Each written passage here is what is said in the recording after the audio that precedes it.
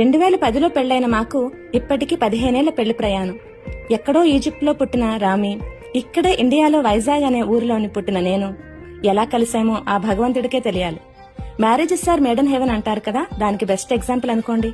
అందరూ అనుకున్నట్లు రామి కోసం నేను మతం మారానో లేదా పెద్దల్ని ఎదిరించి పెళ్లి చేసుకున్నామనో ఇవేవీ మా విషయాల్లో జరగలేదు. తల్లిదండ్రుల సంతకాలు లేకుండా, బ్యాంక్ స్టేట్మెంట్స్, రెసిడెన్స్ ప్రూఫ్స్ ఇవేమీ లేకుండా ఏ దేశానికి వెళ్లలేము. చదువుకునే వాళ్ళందరికీ ఈ విషయం తెలిసే ఉంటుంది.